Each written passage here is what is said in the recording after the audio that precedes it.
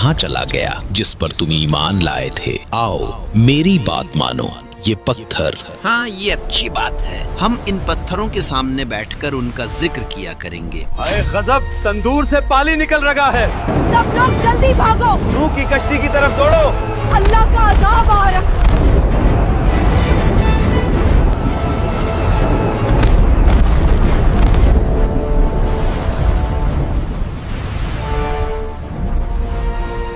हजरत इदरीस अलैहिस्सलाम के आसमान पर जिंदा उठाया जाने के बाद लोगों के दिलों में कमजोरी आ गई और इसी लम्हे शैतान ने उनके दिलों में वसवसा डालने का फैसला किया। लोगों देखो, तुम्हारा रहनुमा इदरीस कहाँ चला गया जिस पर तुम ईमान लाए थे, वो अब तुम में नहीं रहा। क्या तुम्हें नहीं लगता कि तुम अकेले हो? आओ मेरी बात मानो, मैं तुम्हें ऐसी चीज दूंगा जो तुम्हें कभी छोड़कर नहीं जाएगी। ये पत्थर, ये तुम्हारे दरमियान हमेशा रहेंगे। इनकी शक्लें तुम्हारे रहनुमाओं जैसी हैं। जब तुम इन्हें देखोगे तो इनकी याद ताज़ा होगी। हाँ, ये अच्छी बात है। हम इदरीस को नहीं भूलेंगे। हम इन पत्थरों के सामने बैठकर उनका जिक्र किया करेंगे। और यूं शैतान अपने नापाक इरादों में दिन ब दिन तेजी से बढ़ता गया। उसके फितनों ने तेजी से जमीन पर जड़ पकड़ ली। लोग धोखे में आकर उसके पीछे चलने लगे। जमीन पर गुनाह फैल चुका था। बुत परस्ती, जुल्म,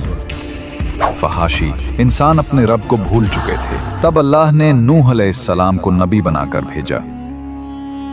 और बेशक हमने नूह को उनकी कौम की तरफ भेजा तो वो उनमें बिलवास्ता 1000 साल से 50 बरस कम रहे। फिर उन पर तूफान ने आ लिया जबकि वो जालिम थे। नूह अलैहिस्सलाम 950 साल कौम को समझाते रहे, ऐ मेरी कौम, मैं तुम्हारे लिए एक खुला हुआ डराने वाला हूँ। अल्लाह की इबादत करो, उसके सिवा किसी को शरीक न ठहराओ। अगर तुम ईमान ले आओगे तो अल्लाह तुम्हारे गुनाह माफ करेगा और तुम्हें एक मुकर्ररा वक्त तक मोहलत देगा। मगर वो ना माने, बल्कि मजाक उड़ाते रहे। ए नूह, क्या तू हमारे बुतों से दुश्मनी रखता है? तुम तो सिर्फ हम में से एक फकीर इंसान है। क्या हम तुझे पागल समझें? ऐ मेरी कौम, अल्लाह से डरो, उसकी तरफ पलट आओ। वो तुम्हें आसमान से बारिश देगा, तुम्हारी ताकत को बढ़ाएगा और तुम्हें इज्जत देगा। ए नूह, अगर वाकई तुम अल्लाह के नबी हो तो वो अजाब ले आओ जिसकी तुम बात करते हो। हम तुम पर हरगिज ईमान नहीं लाएंगे।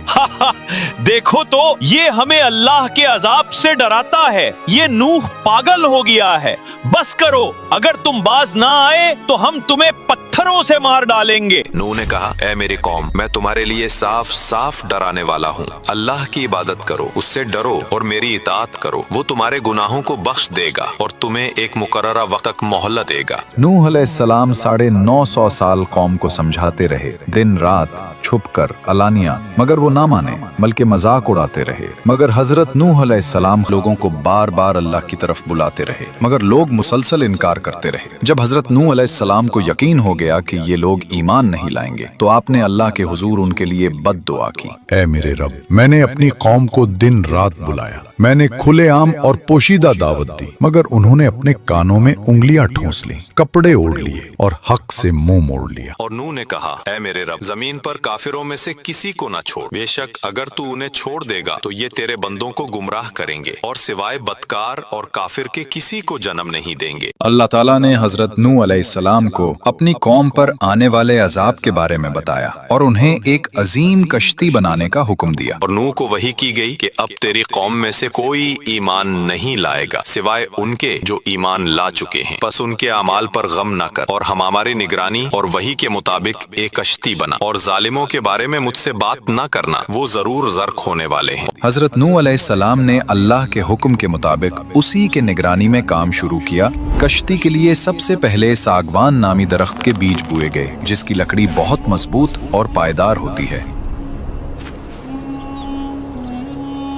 ये दरख्त तकरीबन 100 साल में जवान हुआ, फिर उसे काटकर तैयारी के लिए इस्तेमाल किया गया। हजरत नूह अलैहिस्सलाम जब कश्ती बना रहे थे तो कौम के सरदार उन पर हंसते और मजाक और कहते थे, वाह नूह, अब तुम बूढ़े हो गए हो, सहरा में कश्ती बना रहे हो। क्या यहाँ कोई दरिया है? हजरत नूह अलैहिस्सलाम उनको जवाब देते और कहते, जिस तरह तुम आज हम पर हंसते हो, कल हम तुम पर हंसेंगे जब अजाब तुम्हें घेर लेगा। और फिर अपने ईमान वालों के साथ कश्ती बनाने में मसरूफ मसरूफ हो जाते। रवायात में आता है कि उस वक्त एक शख्स जिसका नाम ओज बिन अनक था, जो हजरत आदम की औलाद में से था, लेकिन वो आम इंसानों जैसा न था। रिवायात के मुताबिक उसका कद आम इंसानों से सैकड़ों गुना ज्यादा था। बाज़ तफसीरी अक़वाल में बताया गया कि उसकी लंबाई हजारों हाथों पर मुश्तमिल थी। बादल उसके कंधों को छूते, वो पहाड़ों पर हाथ रख सकता था और दरख्तों को जड़ से उखाड़ देता था। इजराइली रिवायात में आता है कि ओज बिन अनक हजरत नूह के जमाने में जिंदा था। जब हजरत नूह अलैहिस्सलाम ने अल्लाह के हुक्म से कश्ती बनानी शुरू की तो ओज बिन अनक भी वहां आता और अपनी ताकत से बड़े बड़े दरख्त काट कर लाता। उसके लिए लकड़ी उठाना खेल था। वो कश्ती बनाने में मदद तो करता था मगर ईमान नहीं लाया और तूफान नूह में हलाक हो गया। ये रिवायत ज्यादा अलामती और इबरत के पहलू से पेश की जाती है। दूसरी रिवायत खास तौर पर इजराइलियात में मशहूर है कि ओज बिन अनक तूफान नूह से बच गया। कुछ रिवायात में कहा गया कि वो पानी पर खड़ा रह गया या किसी तरह जिंदा रहा, फिर वो हजारों साल जिंदा रहा। आखिरकार जब बनी इसराइल हजरत मूसा अलैहिस्सलाम की क़यादत में कनान फलस्तीन पहुंचे तो ओज वहां का एक जालिम और जाबिर बादशाह था और बाज़